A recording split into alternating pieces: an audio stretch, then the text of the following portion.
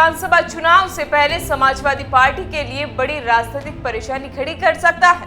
उत्तर प्रदेश की राजनीति में इन दिनों यही सवाल तेजी से उठ रहा है। अखिलेश यादव के चवन्नी का रुपया बना दिया वाले बयान के बाद सियासी घमासान बढ़ गया है और इसका असर केवल समाजवादी पार्टी और राष्ट्रीय लोकदल तक सीमित नहीं रहा है, बल्कि जाट समाज, पश्चिमी उत्तर प्रदेश और आने वाले विधानसभा चुनाव की रणनीति तक पहुंचता भी नजर आ रहा है।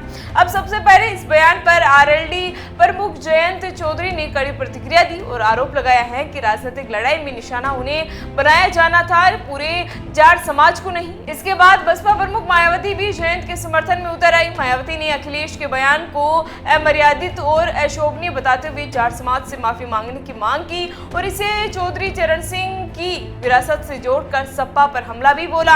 अब राजनीतिक जानकारों का मानना है कि यह वह मोड़ है जहां मामला व्यक्तिगत राजनीतिक बयानबाजी से निकलकर सामाजिक और चुनावी समीकरणों तक पहुंच गया है। पश्चिमी उत्तर प्रदेश में जाट मतदाता लंबे समय से चुनावी राजनीति का जो है महत्वपूर्ण हिस्सा होते हैं और यहाँ आरएलडी का प्रभाव भी कई बार सीटों पर दिखाई देता है। ऐसे में अगर अखिलेश के बयान से जाट समाज के किसी भी हिस्से में नाराजगी पैदा होती है तो इसका सीधा असर सपा की चुनावी रणनीति पर पड़ सकता है, खासकर उन सीटों पर जहां अलग अलग सामाजिक समूहों को साथ लाने की कोशिश की जा रही है।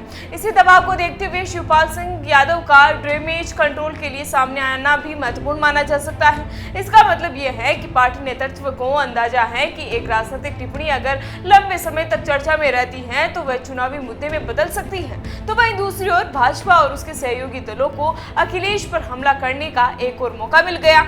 यूपी सरकार में मंत्री और सुहेल देव, भारतीय जनता पार्टी के प्रमुख ओम प्रकाश राजभर ने भी अखिलेश को निशाने पर लेते हुए कहा कि 2027 में सत्ता का सपना देखने से पहले उन्हें सपा को संभालने पर ध्यान देना चाहिए। राजभर का यह बयान केवल राजनीतिक हमला नहीं है, बल्कि वह सपा के पीडीए यानी पिछड़ा, दलित और अल्पसंख्यक सामाजिक समीकरण पर भी सवाल खड़े करने की कोशिश माना जा रहा है। अब जानकारों का कहना तो ये भी है कि यहाँ असली चुनौती अखिलेश के सामने ये है कि 2027 का चुनाव केवल सत्ता और विपक्ष की सीधी लड़ाई नहीं होगा, बल्कि सामाजिक गठबंधनों को मजबूत करने और छोटे छोटे दलों या प्रभावशाली समुदायों को साथ रखने की लड़ाई भी होगी।